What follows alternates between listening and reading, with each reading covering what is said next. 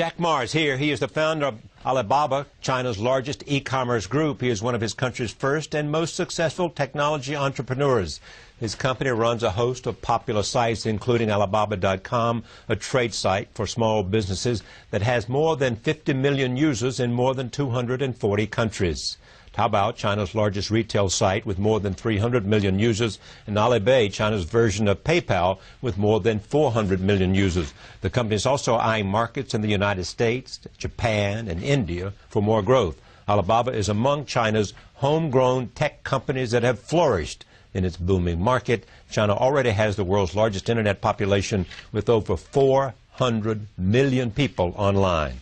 I'm pleased to have Jack Ma at this table for the first time. Welcome. Thanks. So tell me how you got involved in technology. Well, actually, till now, I'm still not involved in technology. I'm involved in the people, entrepreneurship, because I was trained to be a high school teacher. I know nothing about technology. Till now, the only thing I can use my computer is send, receive email, and browse. That's it. So I even scared to use it. You can't write code? No, not at all. I always wondering how the code works. Yeah. But because I don't know the technology. So I respect the technology. We hire the best people and understand them and let them. We always I believe one thing that is technology is for the people. We should tell the technology guy what the consumers want, what the people want. Because I believe 80% of the people in this world are like me. We love technology, but we're scared of technology. So that's, yeah. You know. So what was it about you in creating these companies? Well, I started the first internet company in China in 1995 called ChinaPages.com. Just by accident, I came to the States. I found the internet. I said, wow, this something is going to change the world. So I started the business. And you knew it was going to change the world when you saw it. Yeah. I think this thing is going to be huge. But I honestly, I did not know after 15 years that growth that fast. Yeah. And I worked for myself for 3 years and compete with China Telecom, the SOEs, state-owned companies, and then failed, and then joined government for 14 months, and then start Alibaba. To today, I think what we want to do, the business is that when I was entrepreneur, small, tiny business, nobody helped us. So when we grow, we say, well, China needs a lot of jobs. China needs a lot of small, medium-sized. China needs a lot of entrepreneurs. And what's the best way to help them? Internet. So then we focus on helping the others, and because we help more people and then more people help us, then the business really grows. You are an apostle for small business. I'm a strong believer. It's my religion, helping small. It is your religion. It's my religion. You know, I think it's a great honor for us that we are born in this stage doing internet, and we suddenly realize we can help so many people, and especially SMEs. It's all about a family. It's all about a family hope. It's all about a family dream. So, you know, I think I'm very honored that it's just a great honor of this life that you can influence so many families just by using the technology and grow. Where is Alibaba going? Still focus on e-commerce, still focus on SME and consumer market, and I think we become the infrastructure of China e-commerce. You know, e-commerce in the States is a dessert, but in China it's become a main course. Because the infrastructure of doing business in China is so bad, but infrastructure of doing business in the States is so good. So, you know, it is very difficult for a pure e-commerce company to grow that big in the States. But in China, because just like mobile phones, 10, 15 years ago, the infrastructure of telecommunication was so bad, and the mobile phone banned in China. Today, e-commerce, same thing. So I think there's the best game in this world is helping SME to making money through the commerce. What do you think your core competence is? It's culture. It's not the technology. I think technology is a tool. The core competence of our companies, we have 20,000. We grow from 18 people to now 20,000 young people. And we focus a lot on the value and the mission and making sure the culture, everybody work for helping others instead of you know, just making money. And we believe the co-company different from the Wall Street. We believe customer number one, employee number two, shareholder number three. Customer one, employee two, shareholder number three. Yeah, again, this is my religion. You know, it's the customer that pay us the money. It's the employees that drive the innovation. it's the shareholder, and the shareholder always say, you know, I remember the day before we IPO, and a lot of people say, Jack, can I give us the shares? We were long-term shareholders. But when the crisis came, these guys run as soon as, you know, they ran away. They ran away. My people stayed, customers stayed. Yeah. So where, you've got a world market now. I mean, you've got traction, big-time traction. Mm-hmm. You can look at the world and say, what we do in China, we can do anywhere. Well, or not? Well, yes and no. I think we would say we would do in China, where there's SME, small, medium-sized business, will be everywhere. I think if their world has SMEs, right. And I'm a strong believer small is beautiful in this century. Last century, big size, big scale. So the 21st century, small is beautiful. Small is beautiful. So we believe as long as any nation, anywhere, you have a small, medium-sized business, we'll be there. Now, are there people here trying to create, do you see people in the United States trying to follow your model and do what you're doing? They tried, but not successful. Why is that? I think U.S. is still big company driven. You know, 10 years ago, the e-commerce in the Western part is focused on big company, focus on buyers, focusing on cut the cost. Right. But in China, we do is that we focus on small, medium-sized companies. We focus on supplies.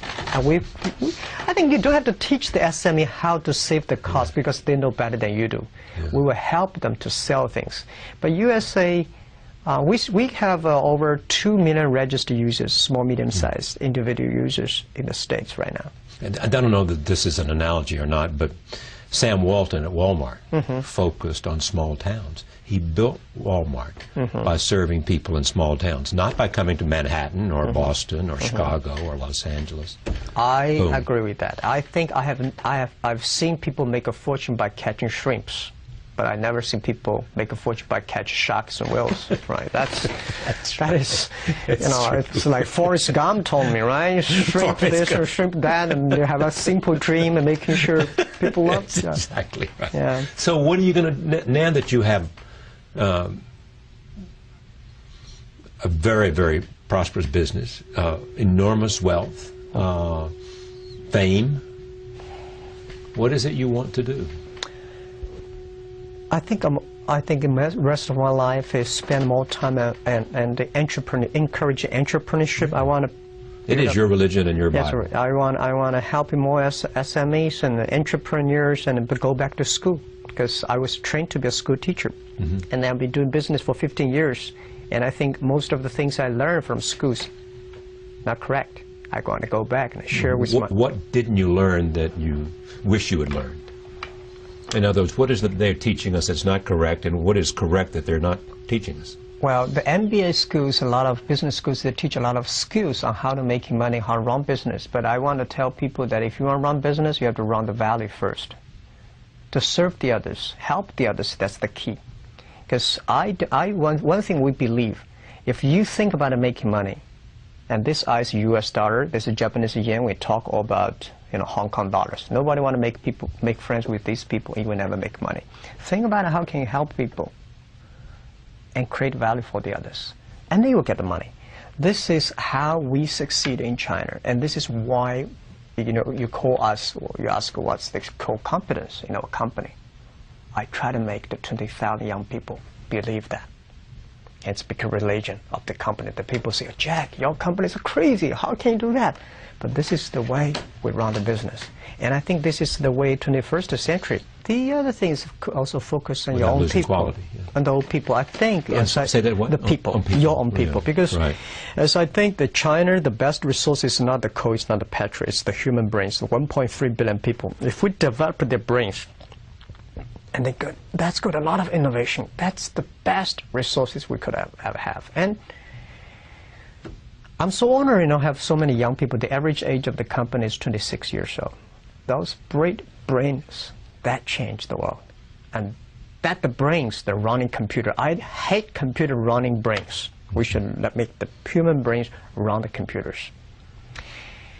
The technology grows, maybe 500 and 600 years later, machine is going to kill people. Our job is to making sure that a human run the machine serve the people. Computers. Beyond the obsession with the small business and entrepreneurship and in the human brain, you know, what is it about the way the world is going that encourages you or worries you? I think worries me is about greed. Really? Especially for this, one of the reasons why we have the financial crisis is the greed. When you put the money first, shareholder number one, everybody think about, you know, nation think about a GDP, and the company think about a revenue, profit, and P, and IPO, and the people forgot what they're doing. We're coming here not to make money, come to this world not to make money, we're coming here to experience the life. So that really make me worried. And what make me feel excited, I think the young people, the people who born 1980s and 90s, and these people will find back the values because of the crisis. You really believe that? You think we'll have a return to values because of young people? Because the young people, future young people always better. My father was criticized by my grandfather, and my father criticized me, but my father did better job than my grandfather. I did a better job than my father, and I believe my kids will do a better job than us. Nobody can stop it. Mm-hmm. Now, you work all the time, or do you take time for some balance in your life? If you pause, the answer is you have no balance. Right. Yeah, that's right. Yeah. Yeah. So why is that? Because it's so exciting? Because the challenge is now? It's only a life you know? It makes you happy? What? I think because of the excitement, and because I really treasure and honor this opportunity in my life that I can do things. Because I think my father said, if you were born 30 years ago, earlier, you would probably be in the prison because the idea of things is so dangerous. Yeah. But today, I think no. He said if you were born 30 years ago, you'd be in prison. For the Cultural Revolution. Life, as you said, yeah. Your father did, and your grandfather, and you did, then your father. Yeah, and the other thing is investment on the environment protection. The China, you know, I lost 2 great young people last year because of the cancer. They're only 20s. Right. Yeah, when I ask a lot of friends, do you have a friend or relative, anybody cancer? Everybody says, yes, I have a friend or relative. Environment, the water is polluted, the trees, the environment, you know, the whole thing. So we think, this is what it become another religion. Yeah. If we grow our business but without caring for the environment, we are killing our kids, or killing our own future. So this thing is more important today in China than just giving money to somebody and do the thing. So it's not 50%, why not 90%? Why did you call the company Alibaba? I like the spelling, I like the vision, Alibaba Open Sesame. I believe the internet is open sesame, and there's a password that to everybody that you can find great people, you can find great opportunities of business and improve people. That is Open Sesame story. I love the Alibaba. It saves me a lot of marketing dollars. You've been in prison. They would have gotten you. Yeah. The way you talk, the way you think is so ridiculous. But what are the ideas that excite you? Or is it just customers? Customers first. Yeah. Second is the last century, a company, if you want to grow, I believe you should find a good opportunity. But today, this world never lack opportunity. But today, if you want to be a great company, think about what social problem you can solve. It's not to catch the opportunity. It's about solving the social problems. Because company like Alibaba, we're growing so fast, it's very difficult for one opportunity that can make us lost. Such an organization with the powered by internet, with millions of SMEs, with 400 million consumers, what kind of problem you can solve? And I'm excited. Anything you mentioned about cloud computing and talking about the mobile things, anything that's happened in the USA is going to happen in China. Will we continue to lead that technological revolution?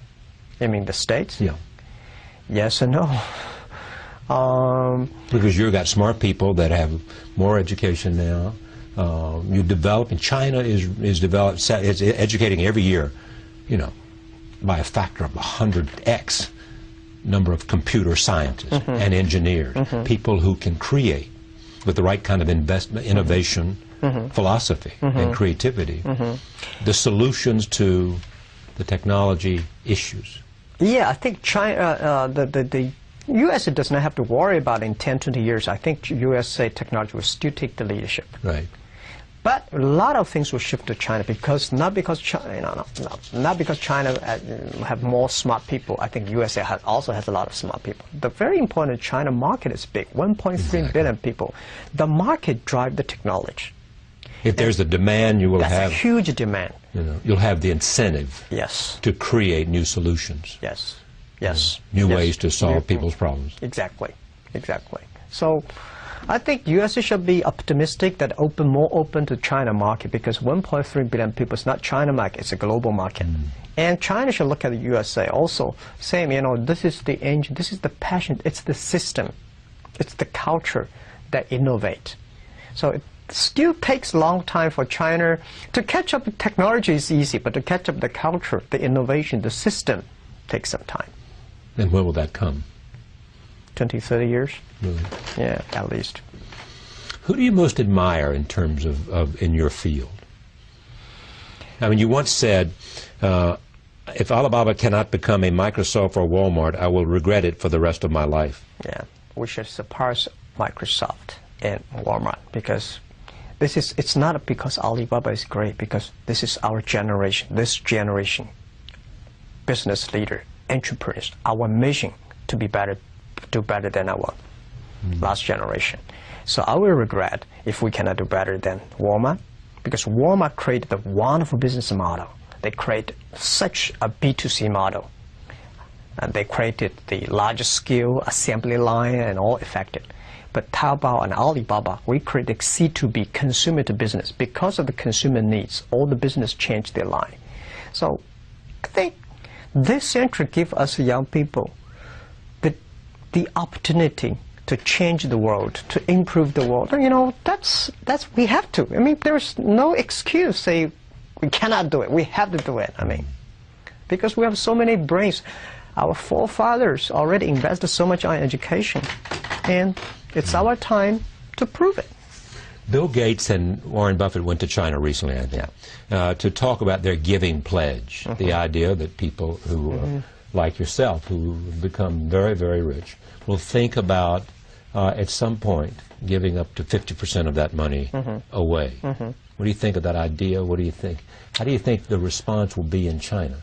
Okay, I think it causes a lot of debates right now in China. I know. Yeah, but my thinking is that first, to me, I never thought the money I have belongs to me. It belongs to society. When you have a couple of million, you're a rich guy. When you have 10, 20 million, it's a capital. When you have over 100 million, that's the social resources. Right. That's the society give it to you. You guys run it for us. Guardian of it, yes. Yeah, so it's not my money. My personal, I don't think I can spend, I can sleep one bed, I can only 3 dinners. I mean, that's all, right? That's what you know, what is money for? Exactly. And the second is that today what China needs. You're not going to be happy on a yacht in the Riviera. I think today what China needs is 200 million jobs. We are a country lack of 200 million jobs. We've got 1.3 billion people, urbanization, and we need a lot of jobs. We need help a lot of people to create jobs. So today, China philanthropy and charity and whatever I respect, but that's people like us. We should use the resources. That's one of the money better. I think we can run the resources better than the government. So how, when we are still young, by supporting the society? And I don't think I will regret when I'm 80 years old, 70 years old, I start to donate money. I should spend the money now. And create jobs. Create jobs. Yes. Create jobs. Yeah, create hopes. You believe that in terms of social good, the best thing you can do is create jobs, because if you have a society in which people have a job and they have a respectable way to earn a living and provide shelter and to provide a means for their children to have a